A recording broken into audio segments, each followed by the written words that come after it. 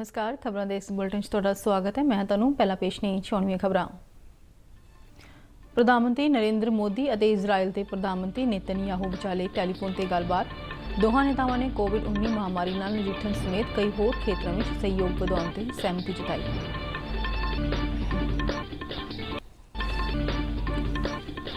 प्रधानमंत्री नरेंद्र मोदी ने कहा है कि रेंज 2020 शिखर सम्मेलन आर्टिफिशियल इंटैलीजेंस नूं हुलारा देण दा एक वड्डा यतन है।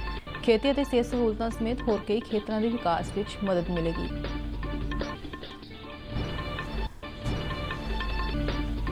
जीएसटी कौंसल ने मालीए के नुकसान के मुआवजे वजों राज्यों को 20,000 करोड़ रुपए की राशि जारी किए जाने की सिफारिश की। कौंसल वालों ले गए एक होर फैसले अनुसार अगले साल 1 जनवरी तो 5 करोड़ रुपए तो घट के सालाना कारोबार करने वाले करदातावां नूं महीनावार रिटर्नां दाखिल करने की लोड़ नहीं होगी। केंद्रीय शिक्षा मंत्री रमेश पोखरियाल निशंक ने कहा है कि नवी शिक्षा नीति 2020 हिंदी समेत देश दीयां सारियां ही दूजियां भाषावां नूं मजबूत करेगी।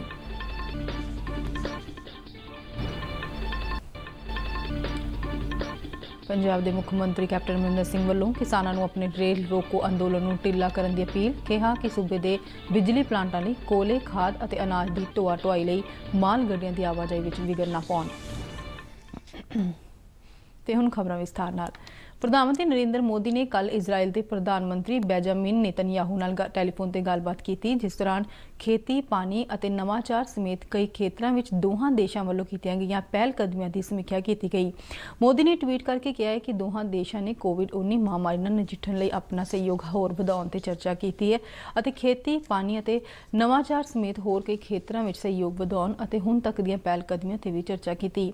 इस दौरान प्रधानमंत्री दफ्तर तो जारी किए गए एक बयान में कहा गया है कि कोविड महामारी के संदर्भ में दुवल्ले सहयोग नूं वधाए जाने के मुद्दे ते विशेष तौर पर खोज, नमूनियां के परीक्षणों के उपकरणों और वैक्सीन के विकास से चर्चा की गई। बयान में यह भी कहा गया है कि इन महत्वपूर्ण खेत्रों में नेड़ले सहयोग नाल न सिर्फ दोहां देशों के लोगों को लाभ होगा बल्कि मनुखता की भलाई लिए भी लाभकारी होगा। दोवें नेता दुवल्ली रणनीतिक भाईवाली नूं मजबूत करन अते खेतरी ते विश्व पद्धरी चुनौतियों बारे अपने विचारों नूं साझा करन लई नियमित तौर पर सलाह मशवरा जारी रखने ते भी सहमत होए ने। मोदी ने टैलीफोन ते कीती गई गलबात दौरान नेतन्याहू अते इजराइल के लोगों नूं नवें यहूदी वरे अते सुकाट दे यहूदी उत्सव लई बधाई भी दित्ती। प्रधानमंत्री नरेंद्र मोदी ने कहा है कि उन्होंने टीचा भारत को आर्टिफिशियल इंटैलीजेंस का पावर हाउस बनाना है। आर्टिफिशियल इंटैलीजेंस शिखर सम्मेलन 2020 के उद्घाटनी भाषण दौरान प्रधानमंत्री ने कहा कि आर्टिफिशियल इंटैलीजेंस राही खेती और सेहत सहूलतां समेत होर खेत्रों में भी मदद मिलेगी। उन्होंने कहा कि तकनीक ने कनैक्टिविटी वधाई है। प्रधानमंत्री ने कहा कि साडा टीचा देश के सारे पिंडां नूं इंटरनेट सहूलतां देना है। उन्होंने कहा कि विश्व में एकजुट होकर आर्टिफिशियल इंटैलीजेंस के विकास लिए काम करना होगा। प्रधानमंत्री ने कहा कि रेंज 2020 आर्टिफिशियल इंटैलीजेंस नूं हुलारा देने लई एक वड्डा यतन है अते असीं अपनी धरती लई आर्टिफिशियल इंटैलीजेंस की एक टीम वजों काफ़ी कुछ अनोखा कर सकते हैं। उन्होंने कहा कि भारत नूं एक तजर्बा हासिल होया है कि तैक्नोलॉजी न सिर्फ कामकाज में पारदर्शिता लियाती है बल्कि सेवावां की डिलीवरी नूं भी तेज कर सकती है। उन्होंने कहा कि साडी इच्छा है कि भारत आर्टिफिशियल इंटैलीजेंस का एक विश्व पद्धरी केंद्र बने। मोदी ने कहा कि भारत ने हुणे ਜਿਹੇ ऐलानी गई अपनी नवी सिक्ख्या नीति 2020 विच सारा ध्यान तैक्नोलॉजी आधारित पढ़ाई और हुनरमंदी ते केंद्रित किया है। इन्होंने कहा कि आर्टिफिशियल इंटैलीजेंस के प्लेटफॉर्मां नूं मजबूत करने लई ਵੱਖ-ਵੱਖ खेतरी भाषावां और बोलियां के विकास लई ई कोर्स विकसित किए जाएंगे। Is a tribute to human intellectual power, the power to think, enable humans to make tools and technologies. Today, these tools and technologies have also acquired the power to learn and think. In this, one key emerging technology is AI. The teamwork of AI with humans can do wonders for our planet. केंद्रीय खजाना मंत्री निर्मला सीतारमण ने कहा है कि केंद्र सरकार इस साल मुआवजे के सैस वजों इकट्ठी की गई रकम विचों 20,000 ਕਰੋੜ ਰੁਪਏ ਦੀ ਰਾਸ਼ੀ ਸੂਬਿਆਂ ਨੂੰ ਦੇਵੇਗੀ। ਉਹਨਾਂ ਨੇ ਇਹ ਐਲਾਨ ਕੱਲ GST ਕੌਂਸਲ ਦੀ ਨਵੀਂ ਦਿੱਲੀ ਵਿੱਚ ਹੋਈ 42ਵੀਂ ਮੀਟਿੰਗ ਤੋਂ ਬਾਅਦ ਕੀਤਾ। ਪੱਤਰਕਾਰਾਂ ਨਾਲ ਗੱਲਬਾਤ ਕਰਦਿਆਂ ਖਜ਼ਾਨਾ ਮੰਤਰੀ ਨੇ ਕਿਹਾ ਕਿ ਅਗਲੇ ਹਫ਼ਤੇ ਤੋਂ ਸਰਕਾਰ 2017-18 ਦੇ ਵਰ੍ਹੇ ਲਈ ਏਕੀਕ੍ਰਿਤ GST ਵਜੋਂ 25,000 ਕਰੋੜ ਰੁਪਏ ਵੀ ਉਹਨਾਂ ਰਾਜਾਂ ਨੂੰ ਦੇਵੇਗੀ ਜਿਨ੍ਹਾਂ ਨੂੰ ਕਈ ਤਰ੍ਹਾਂ ਦੀਆਂ ਔਂਕੜਾਂ ਕਾਰਨ ਘੱਟ ਮਾਲੀਆ ਪ੍ਰਾਪਤ ਹੋਇਆ ਸੀ। GST ਕੌਂਸਲ ਨੇ ਜੂਨ 2022 ਤੋਂ ਬਾਅਦ ਦੇ 5 ਸਾਲਾਂ ਦੇ ਅਰਸੇ ਲਈ ਮੁਆਵਜ਼ੇ ਦਾ ਸੈਸ ਵਧਾਉਣ ਦੀ ਸਿਫਾਰਿਸ਼ ਕੀਤੀ ਹੈ ਤਾਂ ਜੋ ਮਾਲੀਏ ਦੇ ਪਾੜੇ ਨੂੰ ਦੂਰ ਕੀਤਾ ਜਾ ਸਕੇ। ਸੀਤਾਰਮਨ ਨੇ ਕਿਹਾ ਹੈ ਕਿ ਕੌਂਸਲ ਨੇ ਰਾਜਾਂ ਨੂੰ GST ਮੁਆਵਜ਼ੇ ਦੇ ਪੈਂਡਿੰਗ ਪਏ ਹਿੱਸੇ ਦੀ ਅਦਾਇਗੀ ਦੇ ਤਰੀਕੇ ਦੇ ਫੈਸਲੇ ਨੂੰ 12 ਅਕਤੂਬਰ ਤੱਕ ਟਾਲ ਦਿੱਤਾ ਹੈ। ਉਹਨਾਂ ਨੇ ਕਿਹਾ ਕਿ ਦੇਸ਼ ਦੇ 20 ਤੋਂ 21 ਰਾਜਾਂ ਨੂੰ ਕੇਂਦਰ ਵੱਲੋਂ ਮੁਆਵਜ਼ੇ ਵਿੱਚ ਆਈ ਗਿਰਾਵਟ ਨੂੰ ਪੂਰਾ ਕਰਨ ਲਈ ਕੇਂਦਰ ਵੱਲੋਂ ਰਾਜਾਂ ਨੂੰ ਸੁਝਾਏ ਗਏ ਕਰਜ਼ਾ ਲੈਣ ਦੇ ਵਿਕਲਪ ਨੂੰ ਮੰਨ ਲਿਆ ਸੀ, ਪਰ ਕਈ ਰਾਜਾਂ ਨੇ ਇਸ ਵਿਕਲਪ ਨੂੰ ਨਹੀਂ ਚੁਣਿਆ ਅਤੇ ਉਹ ਚਾਹੁੰਦੇ ਸਨ ਕਿ ਕੇਂਦਰ ਇਸ ਕਮੀ ਦੀ ਅਦਾਇਗੀ ਲਈ ਆਪ ਕਰਜ਼ਾ ਲਵੇ। ਮਾਲ ਸਕੱਤਰ ਅਜੇ ਭੂਸ਼ਣ ਪਾਂਡੇ ਨੇ ਦੱਸਿਆ ਹੈ ਕਿ ਅਗਲੇ ਸਾਲ 1 ਜਨਵਰੀ ਤੋਂ ਉਹਨਾਂ ਕਰਦਾਤਾਵਾਂ ਨੂੰ ਜਿਨ੍ਹਾਂ ਦਾ ਸਾਲਾਨਾ ਕਾਰੋਬਾਰ 5 ਕਰੋੜ ਤੋਂ ਘੱਟ ਹੈ ਮਹੀਨਾਵਾਰ GST R1 ਅਤੇ GST R3B ਰਿਟਰਨਾਂ ਦਾਖਲ ਕਰਨ ਦੀ ਲੋੜ ਨਹੀਂ ਹੋਵੇਗੀ।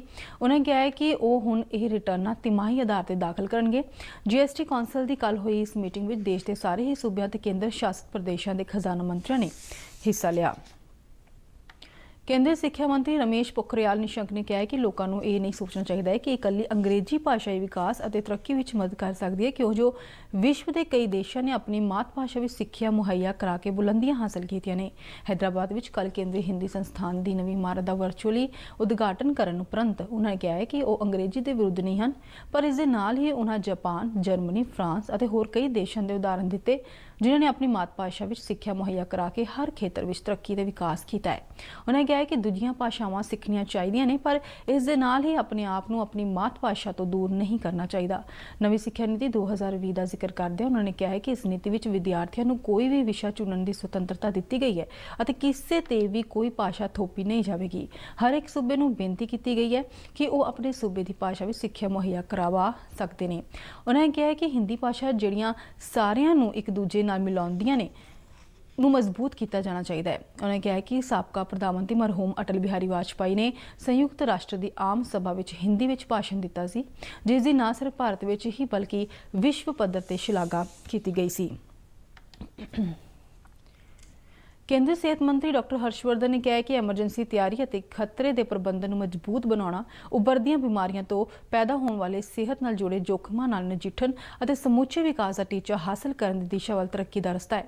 ਵਿਸ਼ਵ ਸਿਹਤ ਸੰਗਠਨ ਦੇ ਕਾਰਜਕਾਰੀ ਬੋਰਡ ਦੀ ਵਰਚੁਅਲ ਪ੍ਰਧਾਨਗੀ ਕਰਦਿਆਂ ਉਹਨਾਂ ਨੇ ਕਿਹਾ ਕਿ ਕੋਵਿਡ-19 ਮਹਾਮਾਰੀ ਨਾਲ ਨਜਿੱਠਣ ਲਈ ਸਮੁੱਚੇ ਵਿਸ਼ਵ ਲਈ ਇਲਾਜ, ਸੁਰੱਖਿਆ ਨਿਯਮਾਂ ਦੀ ਪਾਲਣਾ ਅਤੇ ਵੈਕਸੀਨ ਦੇ ਇੱਕੋ ਇੱਕ ਉਪਾਅ ਹੈ। ਉਹਨਾਂ ਨੇ ਕਿਹਾ ਹੈ ਕਿ ਇਸ ਲਈ ਵਿਸ਼ਵ ਪੱਧਰੀ ਸਹਿਯੋਗ ਦੀ ਜ਼ਰੂਰਤ ਹੈ।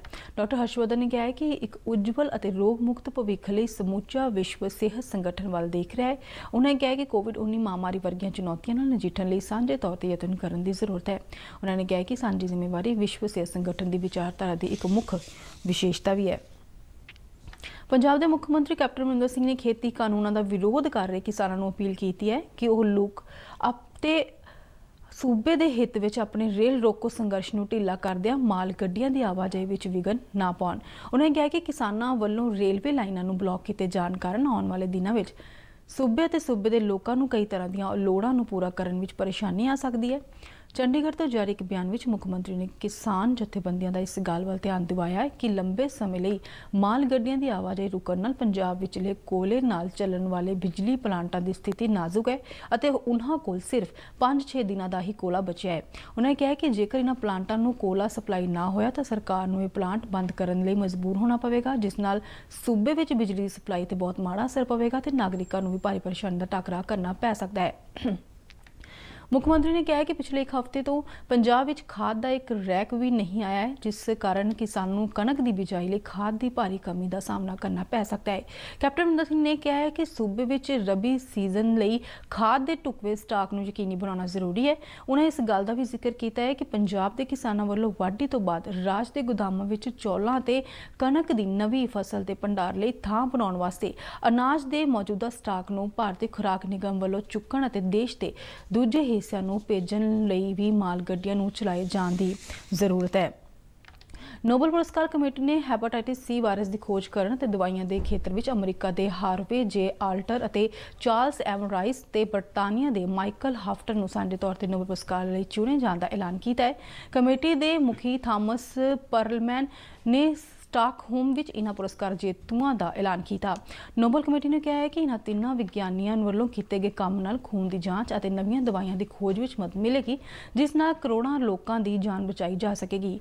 ਵਿਸ਼ਵ ਸਿਹਤ ਸੰਗਠਨ ਨੇ ਇਹ ਅਨੁਮਾਨ ਲਗਾਇਆ ਸੀ ਕਿ ਵਿਸ਼ਵ ਭਰ ਵਿੱਚ ਹਰ ਸਾਲ ਹੈਪੇਟਾਈਟਿਸ ਨਾਲ 7 ਕਰੋੜ ਤੋਂ ਵੱਧ ਲੋਕ ਪੀੜਿਤ ਹੁੰਦੇ ਨੇ ਅਤੇ 4 ਲੱਖ ਦੇ ਕਰੀਬ ਹਰ ਸਾਲ ਮੌਤਾਂ ਹੋ ਜਾਂਦੀਆਂ ਨੇ।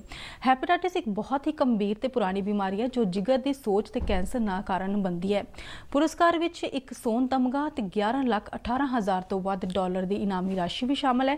ਇਹ ਪੁਰਸਕਾਰ ਇਸ ਸਾਲ ਵਿਸ਼ੇਸ਼ ਮਹੱਤਵ ਰੱਖਦਾ ਹੈ ਕਿਉਂ ਜੋ ਕਰੋਨਾ ਵਾਇਰਸ ਮਹਾਮਾਰੀ ਨੇ ਵਿਸ਼ਵ ਭਰ ਵਿੱਚ ਦਵਾਈਆਂ ਦੀ ਖੋਜ ਨੂੰ ਉਜਾਗਰ ਕੀਤਾ ਹੈ। ਇਸ ਦੇ ਨਾਲ ਹੀ ਖਬਰਾਂ ਦਾ ਬੁਲੇਟਿਨ ਖਤਮ ਹੁੰਦਾ ਹੈ। ਆਗਿਆ ਦਿਓ, ਨਮਸਕਾਰ।